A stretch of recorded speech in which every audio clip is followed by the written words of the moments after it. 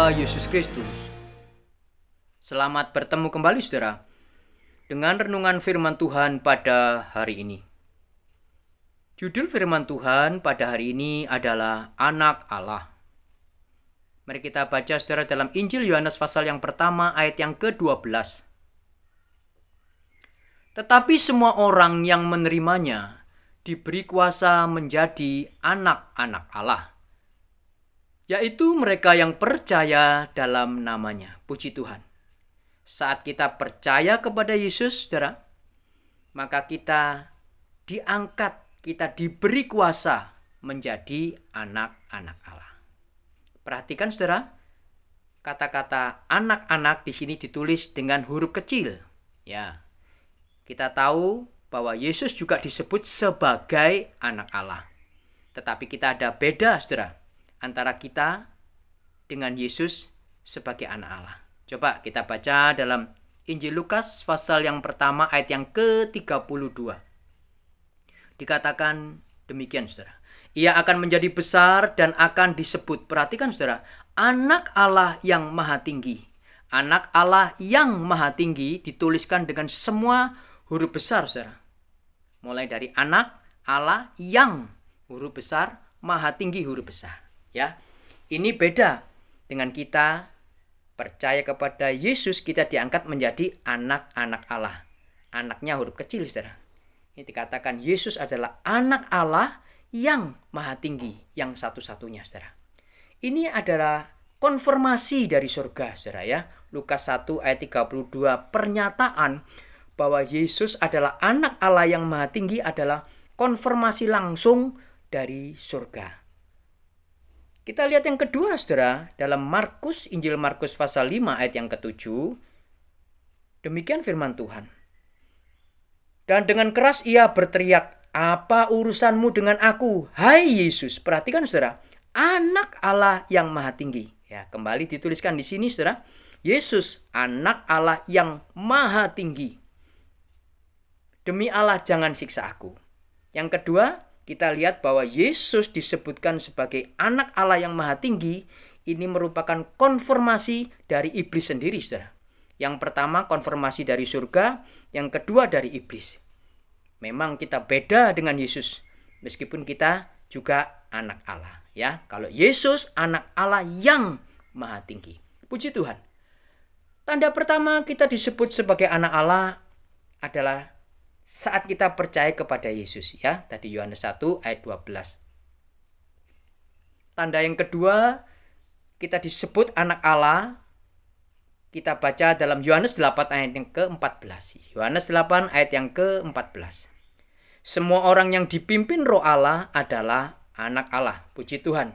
Tanda kedua kita sebagai anak Allah adalah kita dipimpin oleh Roh Allah. Ya. Saat kita percaya kepada Yesus, kita menjadi anak Allah, kita diangkat menjadi anak Allah. Ini adalah status kita, saudara. Saat kita percaya kepada Yesus, status kita adalah anak Allah. Yang kedua, anak Allah selain percaya kepada Yesus juga dia dipimpin oleh Roh Allah. Nah, ini adalah kegiatan atau aktivitas, action kita dalam keseharian kita. Sebagai anak Allah, setiap hari saudara, kita bergumul melawan daging. Coba kita baca dalam Roma 8 ayat yang ke-13.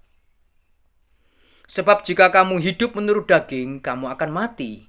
Tetapi jika oleh roh kamu mematikan perbuatan-perbuatan tubuhmu, kamu akan hidup. Puji Tuhan.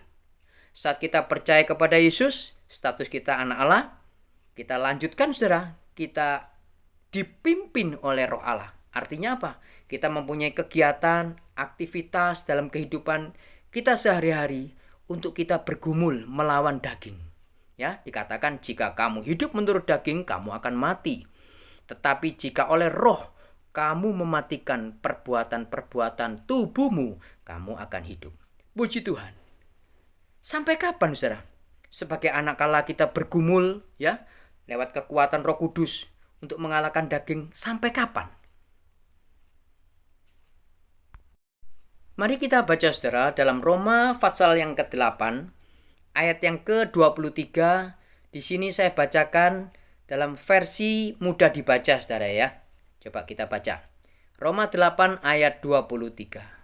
Dan bukan hanya dunia ini, tetapi kita juga mengeluh dalam hati kita. Kita mempunyai roh sebagai bagian pertama dari janji Allah. Perhatikan saudara. Jadi kita menantikan Allah menyelesaikan pengangkatan kita menjadi anaknya sendiri. Maksudku ialah kita menantikan tubuh kita dibebaskan. Puji Tuhan. Saat kita percaya kepada Yesus, kita disebut anak Allah. Saat kita percaya kepada Yesus, Roh Kudus memenuhi kita. Kita hidup dipimpin oleh Roh Kudus. Kita bergumul melawan kedagingan dalam keseharian kita. Kita berjuang terus sampai kapan? Dikatakan di sini saudara, sampai Allah menyelesaikan pengangkatan kita menjadi anaknya sendiri. Maksudku ialah kita menantikan tubuh kita dibebaskan. Kita berjuang melawan daging lewat pimpinan kuasa Roh Kudus sampai kita mengalami pengangkatan, yaitu penebusan akan tubuh kita saudara. Saat Yesus datang kedua kali, tubuh kita yang fana yang akan diubahkan menjadi serupa seperti Dia. Inilah saudara, gambaran singkat sebagai anak Allah. Kita percaya pada Yesus, status kita menjadi anak Allah, dan kita terus dipimpin dalam keseharian kita oleh kuasa Roh Kudus. Kita bergumul melawan kelemahan kita, melawan kedagingan kita. Sampai Yesus datang kedua kali, Dia menyelesaikan pengangkatan kita menjadi anaknya. Saat itulah saudara, kita disebut sebagai anak Allah yang sesungguhnya, yang seutuhnya saudara.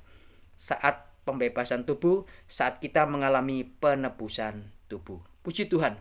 Kiranya Tuhan menolong kita, Roh Kudus yang menyertai kita sepanjang hari, dan kiranya Tuhan memberkati kita semuanya.